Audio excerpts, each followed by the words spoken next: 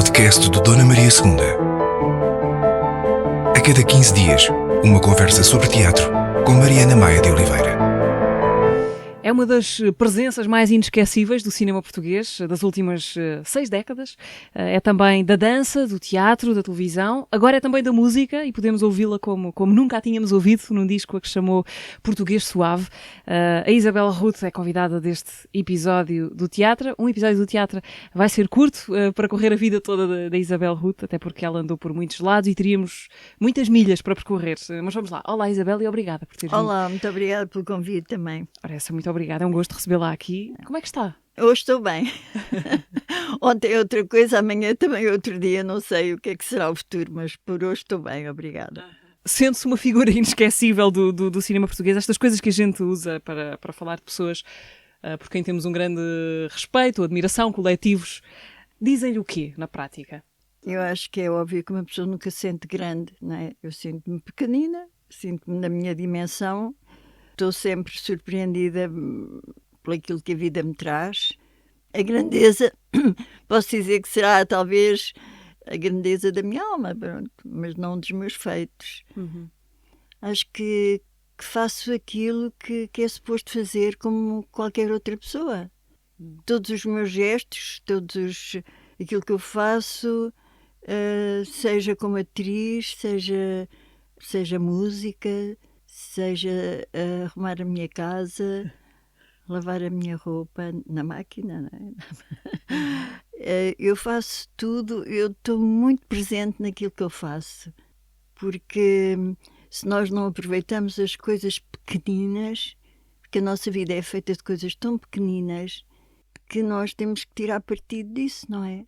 Porque a vida não se limita a fazer um filme, ou a fazer uma peça de teatro, ou a fazer uma canção.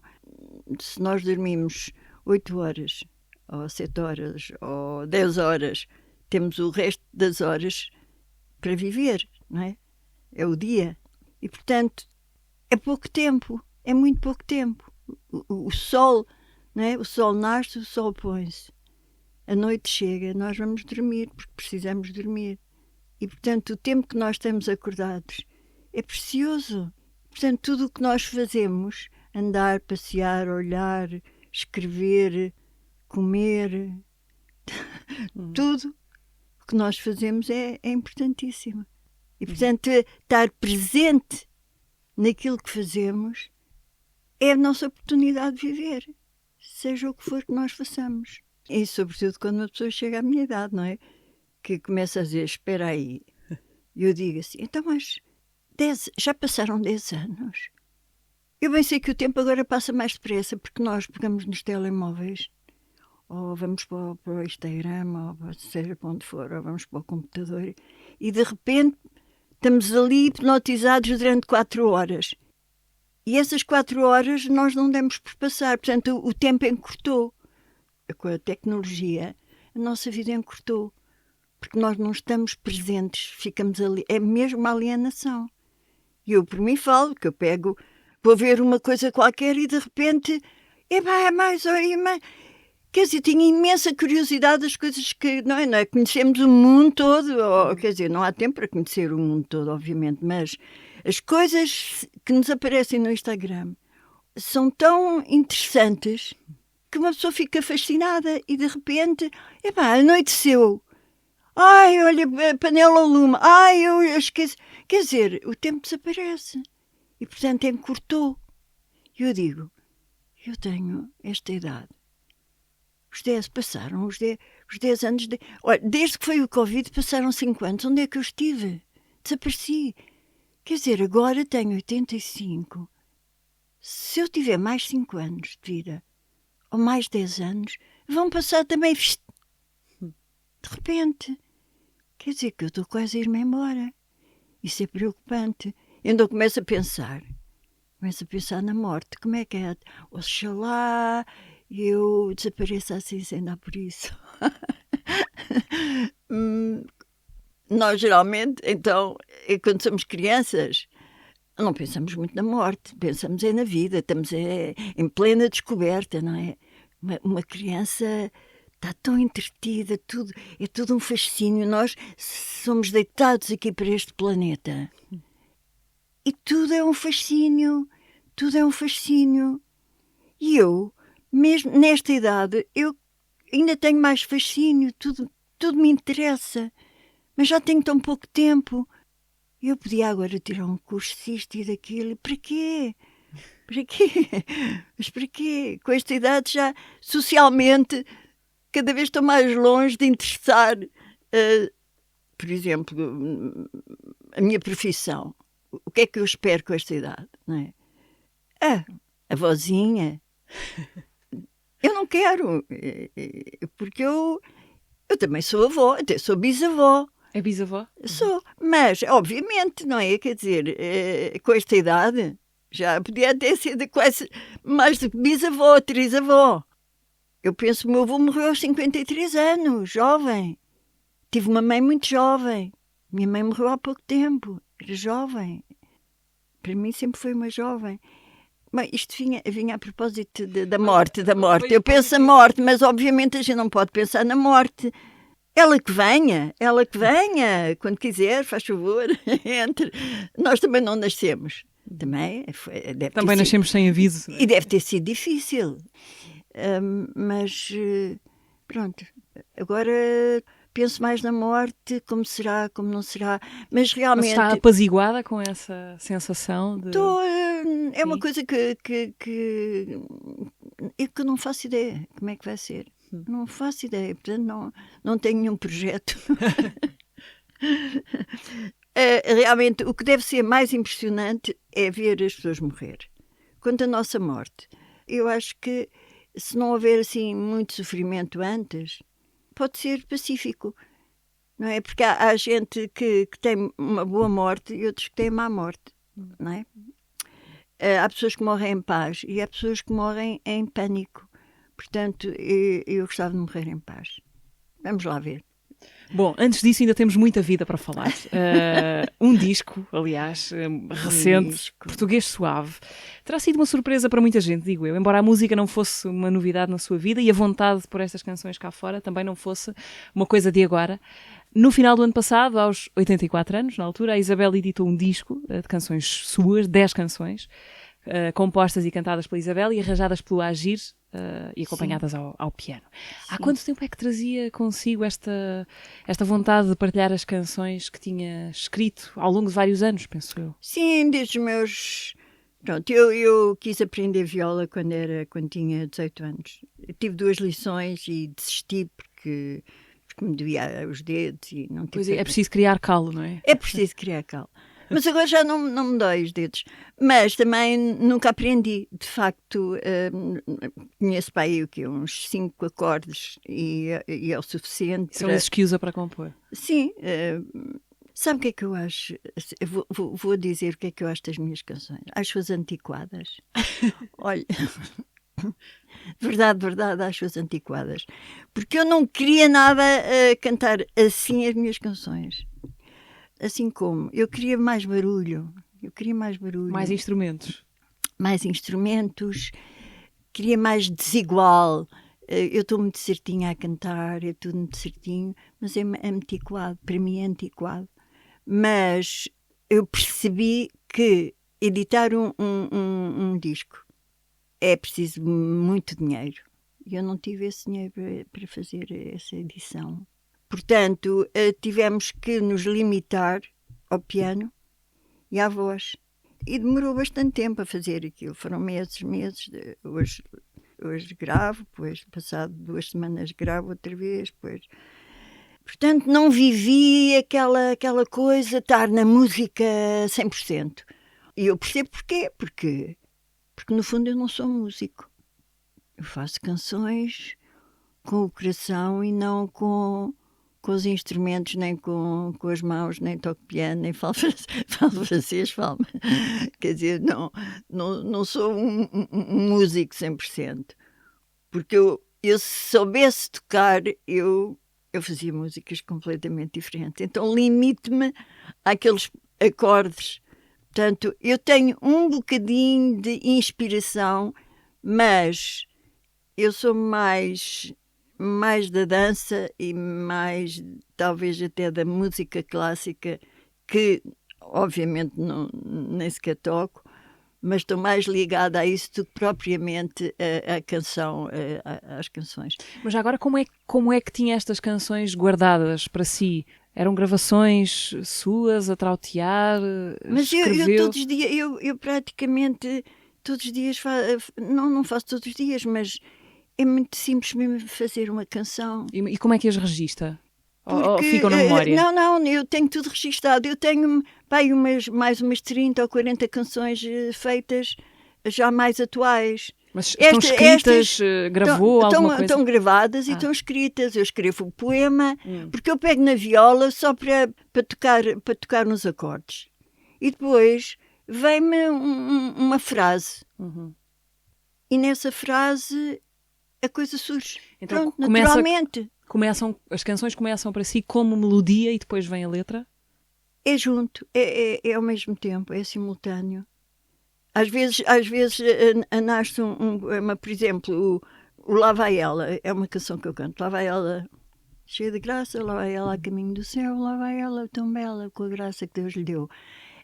Foi uma coisa que me surgiu assim, e depois surgiu a música, os acordes, que eu nem sei se estão certos, porque depois os músicos, naqueles acordes, que no fundo acompanham a melodia, porque a melodia não está no instrumento, a melodia está na nossa cabeça, não é? Eu agora posso fazer uma melodia, por exemplo, o vento passa forte, eu vou, por exemplo. Posso começar uma canção assim. Aliás, tenho uma canção assim. O vento passa forte, eu vou. Para onde não sei, vou indo. Está a ver? E de repente isto soa na cabeça. E algumas canções até que eu não sei sequer acompanhar os acordes. Porque a melodia eu não sei tocar na guitarra. Portanto, preciso sempre de alguém que toque e que faça arranjos. E cada pessoa, cada músico, porque eu já experimentei antes de fazer o disco, eu pelo menos estive aí com 3 ou 4 músicos diferentes. E cada um fazia um arranjo diferente. E não houve assim nenhum que me interessasse muito. Porque eu não encaixava Porque o arranjo...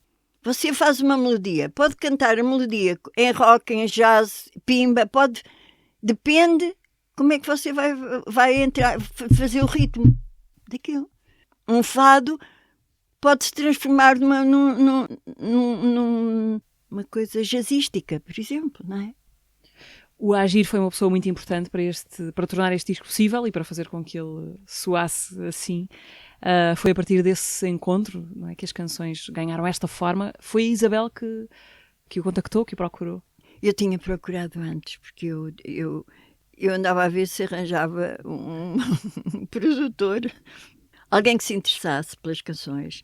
E lembrei-me, há muitos anos, o Paulo de Carvalho, portanto, o pai do Agir, tinha feito um disco e tinha-me pedido para eu fazer uma letra para uma canção, porque o disco dele era só com letras de mulheres que ele escolheu. E pediu-me a mim também para um poema para uma canção. E eu disse, olha, eu tenho um poema, mas também tenho a música. Pronto, e ele gravou essa música já há muitos anos. E ele cantou a minha música. E eu tinha ainda o telefone dele. Já foi há 20 anos ou mais. Mas ainda era o mesmo. Era o mesmo telefone, era. E eu conheci o Agir e estava fascinada com a voz dele. Ele tem uma voz muito bonita. E há uma coisa que me fascinou nele também. Foi como ele relançou o pai. Pronto, eu posso dizer assim, não é? O interesse que ele pegou nas músicas do pai e também as cantou. E eu achei aquilo muito, muito bonito a parte dele. E eu pensei, ele é sensível, eu gostava que ele conhecesse as minhas canções e me desse uma opinião, pode ser que ele goste. E então liguei ao Paulo.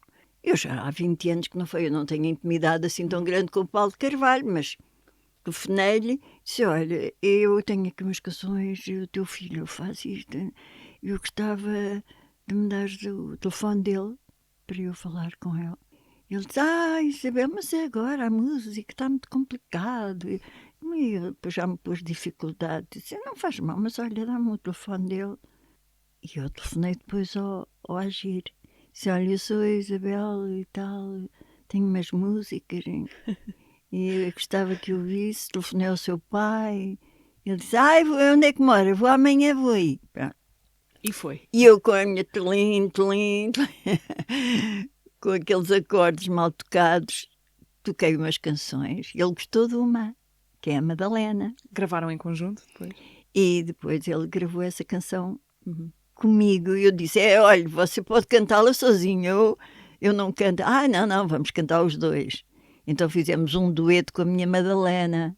Conhece? Sim. Conhece. Está no disco. Saiu de casa tão cedo, ainda era de madrugada, bateu a porta e sem medo, a correr, desceu a escada. É a historiazinha de uma adolescente. E eu digo, eu não sei de onde é que me vêm estas coisas, mas é como tudo na vida, não é? Nós, de vez em quando, estamos em situações e o pensamento leva-nos para aqui e para ali, sei lá, não é? Nós vivemos este nosso dia-a-dia comum, não é? Tratamos deste corpinho, temos que lhe dar de comer, temos que, enfim, que nos lavar, que nos vestir, que nos pentear. Mas depois nós precisamos de transcendência, não é? Porque nós, aquilo que nos falta, para além, pronto, se uma pessoa tem comida, que é muito importante, porque nós, quem é que faz cultura sem comida? Sem comida não há cultura. A fome não nos deixa, paralisa, não é? Não me venham dizer que uma pessoa que não tem um prato de comida que está a pensar em fazer uma peça de teatro ou fazer cinema ou cantar. Não, primeiro temos que necessidades tratar. básicas. Pronto. E isso é importantíssimo. Nós passamos sem... Podemos passar sem... Mas não passamos, felizmente, não passamos sem criatividade. Porque isso também... Nós temos sede de transcendência. Onde é que a Isabela encontra hoje essa transcendência? Encontramos todos em muitas coisas. Em contemplação, em observação, em amizade, em criatividade, nós fazemos um desenho e estamos noutra dimensão. Nós dizemos um poema e entramos noutra dimensão. Nós fazemos ginástica ou fazemos dança e nós entramos noutra dimensão. Transcendemos-nos, não é? Nós transcendemos-nos. Nós vamos para além do come, do bebe, nós precisamos de nos alimentar também. Vamos lá dizer o espírito, não é? O espírito, o que é o espírito? O espírito, no fundo, a palavra espírito quer dizer respiro, não é? Portanto, nós precisamos daquela coisa que dizia o Zé Mário Branco, aquela coisa que é linda, não é? Há uma canção, aquela Sim. coisa que é linda. Essa coisa que é linda. E é engraçado porque aquilo no fundo que ele procurava era essa coisa que era linda. E essa coisa que é linda é essa coisa que é inexplicável. E essa coisa ou se sente ou não se sente. Ou se tem necessidade disso. E todos temos necessidade dessa coisa que é linda. Só que as pessoas procuram-na, muitas vezes, no sítio errado. Nos prazeres, não é? Um prazer, uma pessoa procura no amor pelo outro, ou no amor, digamos, da paixão. Mas então essa coisa que é linda não acaba. Essa coisa que é linda foi a coisa que nos dá vida e é a coisa que nos leva quando nós formos embora. Porque essa coisa que é linda. Não é? E, portanto, quando nós criamos, uma coisa é eu quando cozinho, eu estou... Depende, se estiver cansada é melhor parar, não fazer nada, não é? Quando nós estamos cansados, não devemos fazer nada, devemos descansar. Se nós fizermos as coisas cansados, nós não fazemos nada de jeito, fazemos tudo mal, fazemos mal a nós próprios e fazemos mal aos outros. Portanto, é muito importante parar, é muito importante parar. E mesmo que a gente corra riscos, temos que parar. E quando fazemos as coisas, fazê-los numa atitude de plenitude. O estar presente que dizia no início. Não é? Sim. É verdade que a Isabel quis cantar a canção dos Verdes Anos no filme Os Verdes Anos, mas o Paulo Rocha não aceitou a proposta. Sim, eu tenho uma ideia disso, porque eu achava realmente bonito eu cantar. Não era preciso... Claro que a menina cantou, eu por acaso nem a conhecia, não a conheci, mas cantou bem, porque uma coisa é ter voz, que é coisa que eu não tenho tessitura para cantar, uma voz, e realmente há vozes lindas, não é? Olha a Carminho tem uma voz incrível, a Namora, essas vozes fantásticas, aquela fadista agora que Sara Correia. Sara Correia. E depois há os Deezer, como aquele inglês como é que se chama? O Tom Waits. Com quem a Isabel chegou a contracenar. Sim, fui amantê-lo no filme. Ele é o tipo, não é? Intérprete, e depois tem canções lindas e assim. Eu gostava muito de fazer assim umas canções. Eu agora tenho canções muito giras. Mas, para um próximo disco? Mas não há próximo disco, porque não há produtor que esteja interessado. Estas canções, eu ouço imenso rádio, eu ouço imenso agora, olha, por exemplo, agora quando foi os Play. Ei, meu Deus, eu já estou tão longe. Os Play são os prémios da música portuguesa. Assim, os prémios da música portuguesa. Por acaso achei muita roupa, muita maquiagem, muita coisa, mas as canções são interessantes algumas, mas estão muito longe. Eu estou muito longe já daquilo. Mas o que é que houve? Que rádios houve, por exemplo? Ouço Antena 3, acho que tem boa música. Ouço Antena 2, gosto de entrevistas e música clássica e jazz, e tem muito boas escolhas já a Antena 2. A Antena 1 também.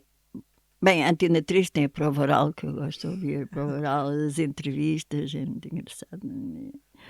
Eu outro dia estive com o Alvin, ele diz que me vai convidar. Eu disse assim, mas você diz na prova oral para gente jovem. Então, mas eu não estou inscrita para a prova oral. Tá, vai vir. Tá bem. Eu acho que ele há de cumprir. Depois, eu ouço quase todas as rádios, cada uma no seu estilo. Mas depois há uma altura em todas há futebol.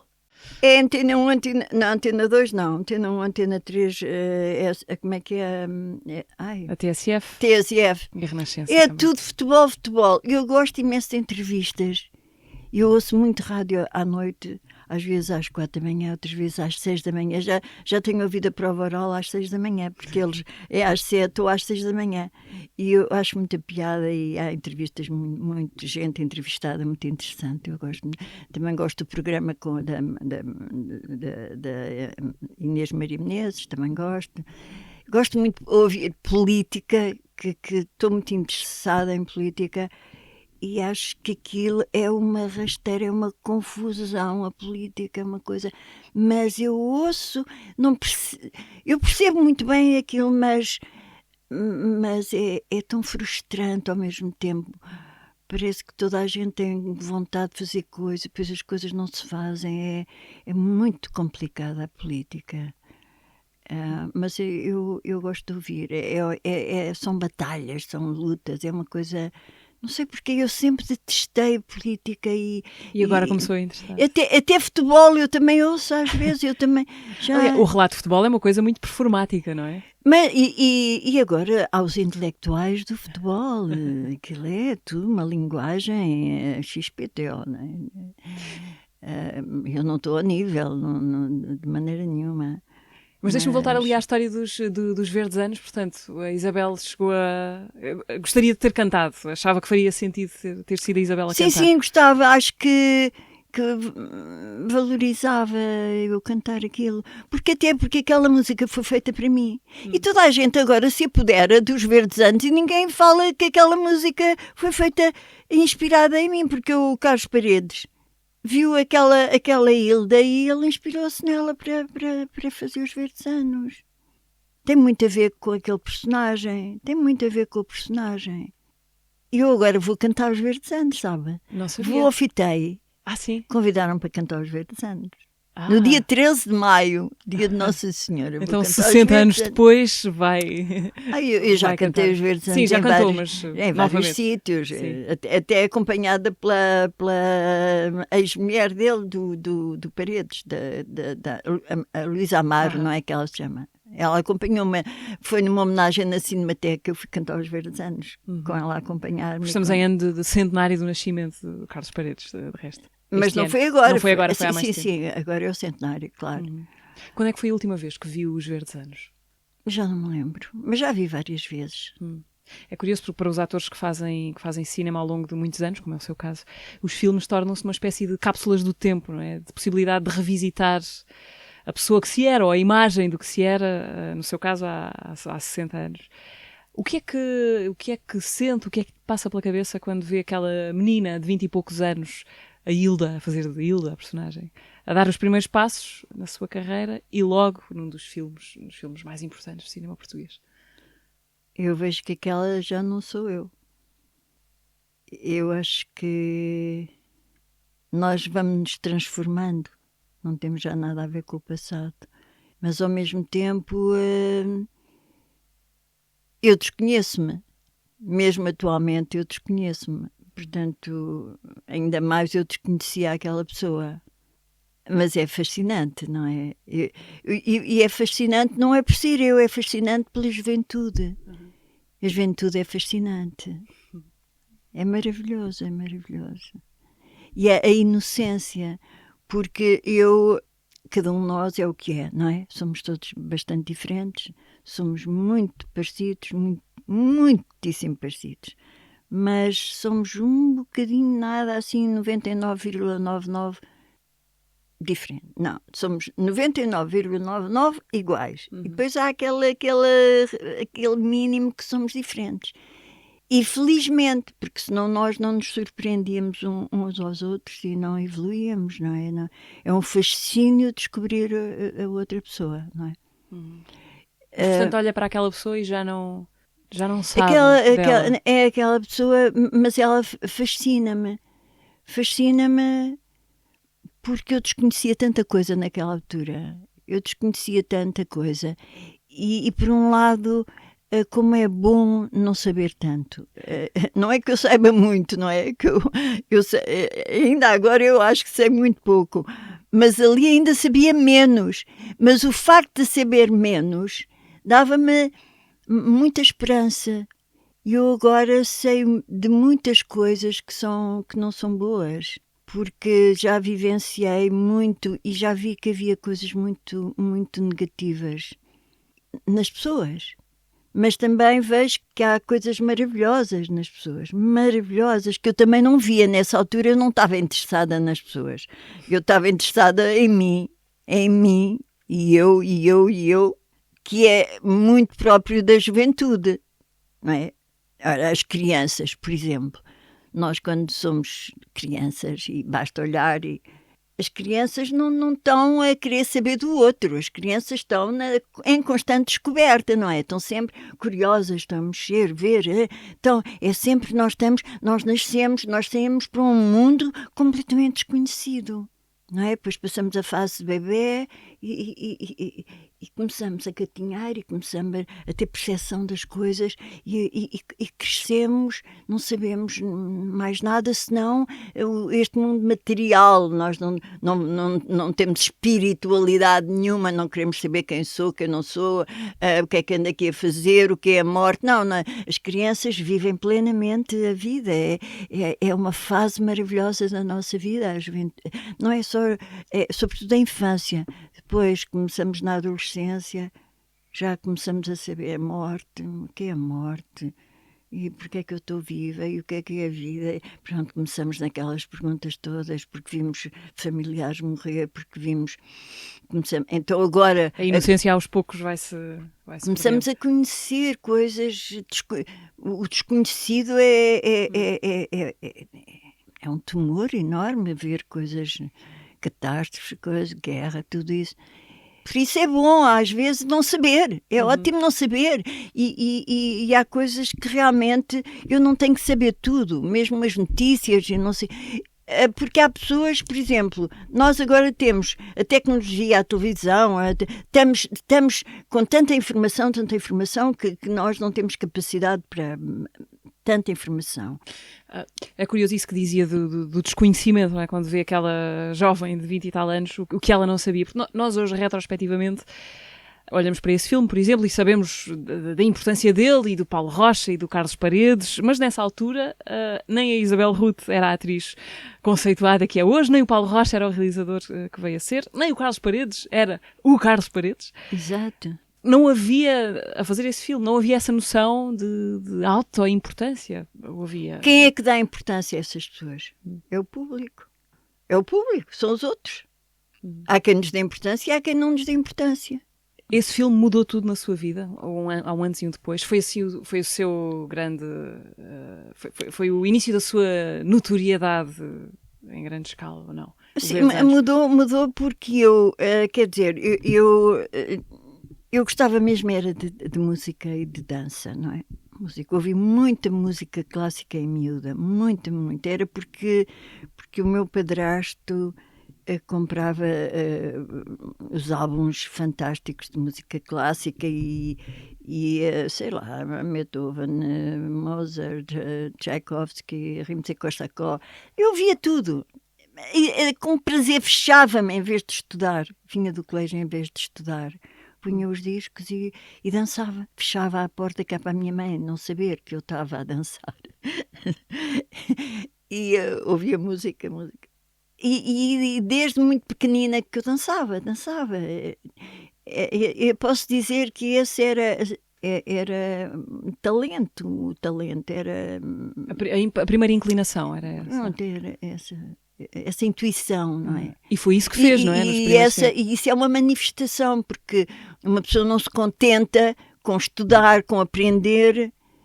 Estudar a escola é dura, não é? Aprender geografia, aprender matemática, aprender inglês, francês. Não? Uma pessoa precisa depois de se exprimir, e eu era a dança, foi a dança. E o que é que me aconteceu? Mais tarde eu tive uma distensão no colégio. Muscular, pediram para eu fazer espacata às minhas colegas. Eu entro no ginásio, atiro-me para o chão para a espacata e rompi um tendão muito importante. E um tendão que vem aqui de cima aqui da anca e que vai até ao pé. Rasguei o tendão, rasguei mesmo. Tanto que as minhas colegas jogavam que eu tinha roto as cuecas, as calcinhas. Foi e desmaiei. E nunca mais consegui levantar muitas pernas, porque eu era daquelas miúdas muito magrinhas que as minhas pernas iam para todo lado, iam para cima, para baixo. E a partir daí já tinha até estado já não lembro se já tinha estado no Royal Ballet em Londres. Não, acho que ainda não. Isso foi antes de ir para Londres? Sim, acho que foi antes. E nunca mais, eu levantava bem as pernas, mas nunca mais foi o que foi. E isso quebrou o meu entusiasmo pela dança, limitou-me um bocado, porque eu não conseguia fazer o arabesque, por exemplo, que é quando se levanta muitas pernas, não conseguia. Isso limitou-me. E quando houve a oportunidade de fazer o filme, até porque eu via muito cinema desde pequenina, porque nos anos 40, eu nasci em 40, portanto, aos 42 ou 43 já ia ao cinema, ao colo da minha mãe, porque os meus pais, as pessoas podiam levar os bebés ao cinema. Portanto, eu ia ao colo da minha mãe, eu e a minha irmã íamos para o cinema de bebés. Portanto, e depois comecei a ver cinema muito cedo, e toda a vida vi cinema, e muito cedo vi bons filmes. E em Londres, quando eu estive em Londres, comecei a ver cinema nestas cinema não comercial, portanto, e bom teatro em Londres, o teatro era muito diferente do teatro em Portugal. E, portanto, o convite para o filme surge E, depois do portanto, regresso a Portugal? Sim, depois de não, deixar a escola de balé? Depois comecei a fazer teatro e o Paulo Rocha viu-me depois na televisão, porque eu fiz uma coisa no teatro e a televisão estava lá, filmou-me, e depois convidaram-me para eu fazer um teatro na televisão. E então Paulo viu-me e convidou-me a fazer cinema. E eu, como também não havia grande coisa de companhias cá, e eu desinteressei-me pela dança, já estava numa companhia como, digamos, primeira bailarina, mas eu era muito boa em coisas modernas, de dança mais contemporânea, assim, porque era expressiva.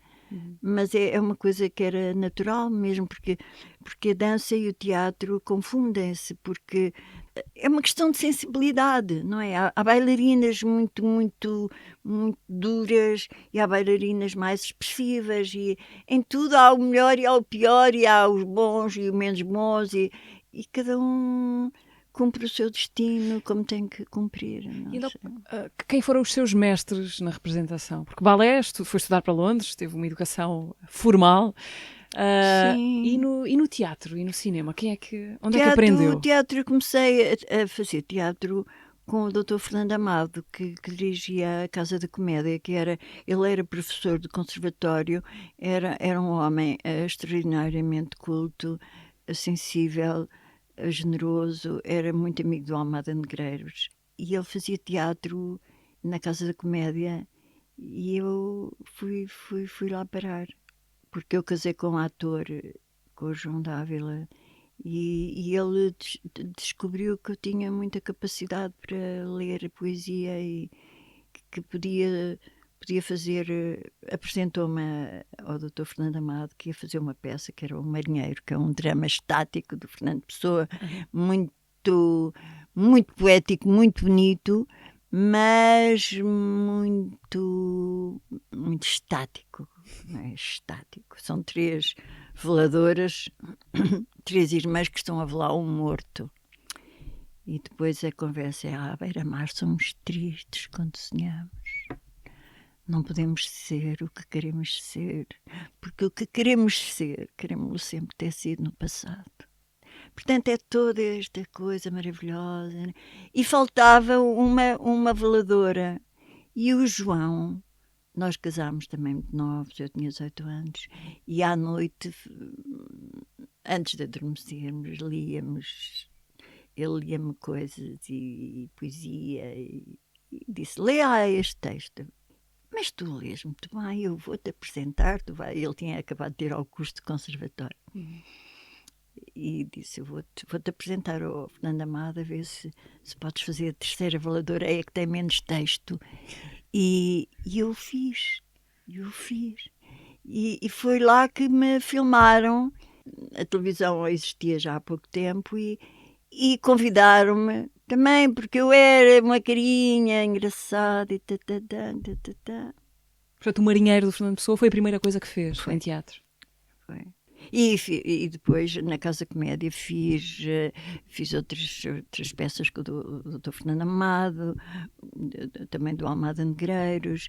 Aquilo era uma coisa, era mágico, aquele teatrinho. O Dr. Fernando Amado era um homem que era o pai da Luísa Amado e da Teresa Amado, e do Manuel Amado, que é um pintor incrível, que também morreu há pouco tempo. E o Dr. Fernando Amado era um ser maravilhoso. Era só nós, quando estreávamos, ele ia à beira do palco, à boca do palco, ficava assim, mesmo assim a olhar para nós e dizia: ai, que lindo. E não sei. Ele era de uma inocência, ele era um homem extraordinário. Havia muito, muito amor ali. Depois há esses filmes da sua juventude, ou primeira juventude, Os Verdes Anos, O Mudar de Vida, esses filmes dos anos 60, e depois dá-se um intervalo de 10 anos, mais de 10 anos, em que a Isabel desaparece do cinema português, está a trabalhar fora de Portugal, e depois regressa já nos anos 80. E quando regressa, pergunto, a memória que tinham de si era ainda a menina dos verdes anos? De alguma maneira essa era a expectativa que tinham de si? Dos anos 80 não, eu voltei Mais nos anos, tinha 37 anos. 37 anos. Ok, final dos anos 70. Era 77. Exato. 77. Sim, quase os anos 80, tem razão, 77. Mas eu voltei em 77. Eu fiz filmes em Itália. Bem, isso é uma longa minha história fora de Portugal, isso é uma grande história. Mas regressemos a Portugal, não é? Não, depois quero sair de Portugal, mas agora... Mas pronto, senão isto nunca mais acaba. E claro, assim que souberam que eu estava cá, souberam o João Botelho, o Paulo Rocha, o José Álvaro Moraes, foram-me buscar para olha, está cá a Isabel, talvez ela... Vamos aproveitar. E eu, que não estava muito interessada em cinema já... não? Já estava noutra. Porquê? Por causa das minhas experiências no estrangeiro, das minhas viagens até a Katmandu, tudo isso, todo um esgravatar de ir dentro de mim, de conhecer outras coisas, outras dimensões. Andou à procura da tal transcendência. Não, a transcendência não a encontrei em lado nenhum, porque ela já estava, quando nós nascemos já transcendemos. Não. Mas o que é engraçado é que nós procuramos em muitos sítios aquilo que está mesmo à nossa beira, não é? Andamos à procura das coisas e elas estão mesmo debaixo da nossa almofada. Não é? E às vezes procuramos e depois regressamos ao mesmo sítio, mas já transformados. Aprende-se. Cada um tem o seu processo de se realizar. É um processo que cada um tem diferente. O meu foi o meu. Pronto. Esse tempo fora de Portugal passa sobretudo em Itália? Sim, Itália durante 2 anos e depois numa viagem que durou uns meses. A tal viagem ao Oriente? Sim. Que acaba em Katmandu? Sim. Acaba em Ibiza. Acaba em Ibiza, onde chegou a viver também um período. Sim. Portanto, esse período estive fora. O tempo que eu estive em Itália, eu filmei bastante. Fiz teatro também lá. Pasolini. Mas filmou com Pasolini. Sim, uma figuração. Fiz uma figuração no filme, não havia papel para mim. Ele disse-me logo, não há papel. Quem vai fazer o papel que é mais interessante é a Silvana Mangano. No Édipo Rei, ela vai fazer rainha e, portanto, eu não tenho papel para si ou para ti, já não lembro. Eu disse, mas não faz mal, qualquer coisa assim. Então vai fazer uma das aias. Uma das aias ali, entre muda seca calada, com uma ovelhinha nos braços e aquilo. Eu, quando vejo o filme que já ouvi, a coisa é agora. Já foi. Não, mas isso, trabalhou com... Eu conheci melhor o Pasolini fora do ecrã do que no ecrã, não é? Eu só sei que fui paga nesse dia. E levei um ramo de rosas maravilhoso e um pedido de desculpas de não ter um papel melhor, porque eu não tive papel. Mas eu queria tanto participar que tive essa sorte de ir para a Cinecittà e filmar nesse dia e estar com a Silvana Mangano e conhecer o Marlon Brando. Coisas que não foi aí que a vida me encantou, né? A coisa mais alta da minha vida. Mas nessa época eu tinha esse fascínio por essas pessoas. A Silvana Mangano era uma atriz, parecia uma estatuazinha de porcelana. Ela era maravilhosa, sobretudo nesse filme, porque nesse filme ela já devia ter os seus, talvez, 50 anos. E era uma pessoa muito frágil, mas que no ecrã ficava maravilhosa. São experiências, não é? Mas não é, então Isabel... Não, foi mais importante eu fazer os Verdes Anos que conhecer o Pasolini. Para a minha vida, ou que o Bertolucci. Portanto, o que nós, quer dizer, socialmente, essas coisas, é como dizer, eu era aquilo que fica bem nas biografias, não é? Pronto, olha, linhas... fiz um filme com o Tarantino, o que é que fazia? Olha, era a arrumadora dos caixotes lá do coisa que... fantástico, trabalhou com o Tarantino. Porquê é que voltou para Portugal, Isabel? Voltei porque é o país onde eu domino melhor a minha língua. É aqui onde eu me sinto mais em casa. Onde eu recuperei, porque aquilo que eu queria transmitir era mais fácil na minha própria língua. E meio que calhou, ao mesmo tempo também foi uma opção. Eu se calhar até teria ficado por Londres, mas era difícil ficar em Londres na altura. E depois pensei, não, eu tenho que ir para Portugal porque eu tenho qualquer coisa a fazer em Portugal. E é melhor que é ali que eu melhor domino a língua. Portanto. Mas nunca E era onde estava a minha família também, que é importante, muito importante. Nunca teve medo de ir, não é? Da viagem, porque partiu muitas vezes, não é? Saiu de Portugal, andou por uma série de sítios. A decisão de ir nunca foi uma coisa que a afligisse. Eu não sei o que é que me passou pela cabeça. A coragem que eu tive de ir sozinha presa por aí fora. Os riscos que eu corri. Eu corri riscos. Mas nós julgamos que controlamos a nossa vida. Nós não controlamos. Porque aquilo tem que ser feito. Tem que ser mesmo feito. Doa a quem doer. E nós julgamos que são as nossas escolhas, e são as nossas escolhas. As pessoas dizem assim, se eu voltasse atrás eu fazia a mesma coisa. Eu não. Eu se voltasse atrás não teria feito muitas coisas e tanta coisa que eu teria mudado na minha vida. Como o quê, por exemplo? Alguma que se lembre? Não me teria casado tão cedo. E não teria feito muitas coisas a partir daí. Mas são as circunstâncias que nos fazem tomar decisões. Se nós controlássemos a nossa vida, nós todos éramos felizes, muito felizes. Ninguém passava fome, ninguém vivia em barracas. Eu acho que sou uma privilegiada, mas eu convivo com as desgraças todas que eu vejo, não é? Porque... Não só porque nós vimos essas coisas nas notícias, mas basta andar na rua, basta apanhar alguns autocarros, basta ir de metro, basta passar por certas... Nós vimos como há pessoas que vivem tão mal. Mas Isabel é uma pessoa que usa transportes, que anda de transportes. Uso transportes. Eu gosto.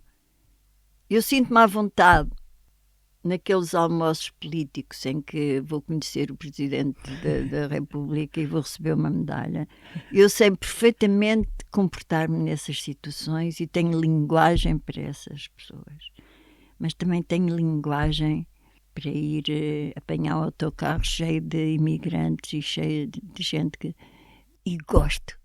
Eu gosto de conhecer essas pessoas e estar com essas pessoas. E fazer parte dessas pessoas também. Isabel, nós aqui neste podcast normalmente pedimos a alguém que faça uma pergunta, alguém de fora. Vai-lhe falar o Rui Pedro Tendinha, que é jornalista e crítico de cinema. Eu conheço. Sim, nós pedimos-lhe que fizesse pedimos ao Rui Pedro Tendinha que fizesse uma pergunta. Uma pergunta. Exatamente. Cuidado com a pergunta. Acho que vai saber responder a esta. Minha querida Isabel Ruth, a pergunta que se faz é o que acontece à vida de uma atriz depois de receber o prémio Carreira dos prémios Cine Tendinha? Gostava mesmo muito de saber. Não foi um Oscar, mas podia ter sido, não é? Receber no princípio deste ano a claquete Carreira do Cine Tendinha, que é o programa de cinema do Rui Pedro Tendinha. Sim. É assim, eu recebi a claquete, não é? Mas recebi mais coisas também. Recebi amizades. E essas encheram-me mesmo o saco. Portanto, a minha bagagem ficou mais cheia, mais rica. Porque conhecer gente com quem eu me identifico é muito bom, ajuda imenso. Ajuda-me como pessoa, estimula-me e eu sinto-me muito grata quando as pessoas têm essa consideração por mim. O reconhecimento. Porque quando nós olhamos para nós próprios, em casa, num quartinho ou numa rua deserta, o que é que nós somos? Não somos nada. Nós não somos nada. Mas, por outro lado, somos tudo. Por outro lado, é quem somos nós. Nós temos é ter essa coisa, essa gratidão, estar vivo. Nós nunca vamos perceber muito bem porque é que nós nascemos, quem somos. Nós nunca vamos perceber muito bem. Não há respostas. Não há Papa, não há Bispo, não há ninguém que nos dê respostas. Quem sou eu? Não há. Portanto, a única resposta somos nós, temos de dar a nós próprios. Quem é que eu sou? O que é que eu sou? E a única resposta que eu encontro é obrigada. Não há outra coisa. Obrigada por aquilo que eu sou. Obrigada por esta existência. Obrigada. É a única coisa que eu posso dizer sobre mim. Estou grata. Não sei nada do que é que vai ser o futuro, como é que eu vou desaparecer, como é que eu me vou ir embora, mas eu agradeço. Estamos mesmo quase a acabar, Isabel. Vamos só rapidamente recuperar e convidar quem nos ouve a ouvir o episódio anterior do Teatro. Conversámos com o Nuno Artur Silva.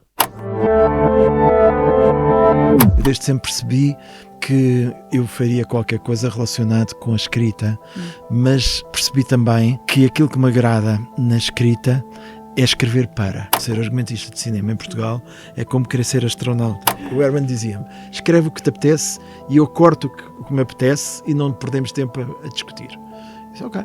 Comecei, boa noite, bem-vindos ao Parabéns. E foi assim. Uma frase do Eugênio de Andrade que dizia, este livro é uma alegria, porque era a euforia da linguagem. E eu disse, eu quero fazer isto. Quer dizer, eu passei anos a fazer, por exemplo, humor político e depois acabei sentado em frente a um portátil num Conselho de Ministros. Parecia um daqueles filmes de ficção científica em que de repente acordas no corpo de outra pessoa. Eu acho que poder deve ser, sobretudo, poder fazer. E poder fazer num sentido de poder fazer para a comunidade. Deve haver um sistema de alarme na Proteção Civil. Cada vez que eu anuncio que vou fazer um espetáculo de humor, aquilo dispara e diz, epá, não, arranjem-lhe qualquer coisa, tudo menos um espetáculo de humor. Arranjem-lhe um cargo público qualquer. Nuno Artur Silva, convidado no episódio anterior do Teatro, todos para recuperar no Spotify, YouTube, SoundCloud e Apple Podcasts. Isabel, gostava ainda de lhe pedir que nos deixasse uma sugestão. Olha, uma coisa recente, muito recente, porque eu ouço muito rádio e ouço muito entrevistas, ouvi uma coisa que me fascinou. Um músico de jazz que se chama Francisco Máximo. Já ouviram falar? Sim, pianista, sim. Achei uma maravilha. Máximo Francisco, acho que é Máximo Francisco. Maravilhoso. Agora, há gente na música absolutamente fascinante. É muito novo ele, sim. Muito novo, acho que... Não sei se vai a Osaka agora, porque agora há um... A Expo em Osaka. E eu estive em Osaka com o Paulo Rocha, que apresentou... O Paulo Rocha foi muito considerado no Japão. Ele foi editor cultural no Japão durante muito tempo e fez um filme japonês. Ele falava japonês, ele aprendeu japonês sozinho enquanto estávamos a fazer os Verdes Anos. Ele ia para o quarto estudar japonês. E fomos convidados, ele, para ir ao Japão e eu fui com ele como atriz porque iam passar em Osaka o Rio do Ouro. E eu recebi um leque das geishas do presidente da Câmara de Osaka. Incrível. E eu estava a ouvir uma entrevista de uma pessoa que organizou, porque Portugal está representado na Expo de Osaka agora. E eu não ouvi falar que ia não sei quem, não sei quê, e acho que se esqueceram do Paulo Rocha, da importância do Paulo Rocha, que fez um filme sobre o Japão com o Venceslau de Moraes, que eu estou a ler agora um livro dele incrível sobre o Japão, sobre a cultura do Japão, que é absolutamente incrível. É verdade, e também posso sugerir o Venceslau de Moraes, porque se aprende muito com a cultura japonesa, são incríveis. É uma coisa incrível o Japão. E, portanto, por causa da Expo de Osaka, descobriu o pianista? Não foi por acaso, foi uma entrevista que ele estava a dar e eu ouço muito entrevistas e gostei muito da maneira como ele falou. Da maturidade que os jovens agora têm. E se vocês agora também devem ter essa maturidade. Eu não tinha a maturidade que uma pessoa agora tem aos 20 anos. Eu não tinha essa maturidade aos 18 anos. E eu vi a música dele e fiquei fascinada. É um talento incrível. Também como é que se chama o filho do Sousa Tavares? O Martim Sousa Tavares. O Martim também é outra... outro personagem incrível que eu também admiro e também gosto. E depois por aí muitos músicos talentosos. Agora a música portuguesa está incrível. Antigamente era na minha época eu nem ouvia música portuguesa. Eu ouvia os Beatles e os Rolling Stones. Eu tapava os ouvidos com a música portuguesa. Todos aqueles cantores, não era nada o meu género. E agora realmente... E agora já é o seu género. Agora há muitos géneros. Também há música que eu dispenso, até me faz sentir mal. Mas também, porque a música tanto nos eleva como nos deita abaixo. Quer dizer, há canções que eu quase que vomito. Desculpem lá o termo. Mas letras e sobretudo letras. Mas também há coisas muito boas agora... de raparigas e de Cabo Verde há coisas incríveis, há música fantástica agora em Portugal, eu acho que há. Isabel, mesmo para acabarmos, tem alguma coisa por acabar que gostasse de acabar? Olha, por acaso anda a acabar um tapete. lindo! Já vendi 2. Já vendeu 2 tapetes? Já vendi um até à Catarina Portas, que me mandou a fotografia do tapete na sala dela. São pequenos tapetes que eu não posso dizer que são de arraiolos, mas o tecido esse é de arraiolos, portanto a base, e a lã também é de arraiolos, só que eu faço em ponto cruz. Que é mais fácil. Já aprendi um bocadinho arraiolos, mas... E então, a acabar aquilo, até me doem já os dedos. E a outra coisa é acabar um filme em projeto com a Luísa Sequeira, um bocadinho sobre mim. Estamos as duas a realizar esse filme. Já andamos nisto há uns 5 anos. Vamos filmando. Agora, quando for ao Porto, ao Fitei, vou lá ficar mais uns dias para fazermos mais umas filmagens e depois vamos montar o filme e vamos fazer um filme sobre mim à minha maneira. E à maneira também da Lu Sequeira. Vamos ver como é que isto resulta, porque eu acho que é um risco fazer um filme, é um risco. A história eu vou contando à medida que vamos filmando coisas aqui, ali, ou agora a passear no guincho, depois em minha casa a tocar nos acordes, depois uma conversa e o filme vai, não sei como é que vai ser, mas vamos ver se concretiza, não é? Porque o tempo está a escassar, eu vejo. Faz isto já, não deixes para amanhã, o que podes fazer hoje, que amanhã não sabes que estás cá. Aliás, ninguém sabe, não é? Mas eu vejo que às vezes as coisas tem que haver um certo ritmo, porque nunca para sei... Para a conclusão, não é? Caminhar para a conclusão. Não sabemos quando é que vou desta para melhor, espero. Portanto, um filme e um tapete à espera de serem acabados. Sim, por exemplo. Isabel, muito obrigada por ter vindo ao Obrigada teatro. sou eu. Agradeço muito. Eu também agradeço. Obrigada. Isabel Ruth foi convidada desta quinzena do Teatro, o podcast do Dona Maria II, que podem sempre escutar e subscrever no Spotify, YouTube, SoundCloud e Apple Podcasts. Até daqui a 15 dias. Até lá.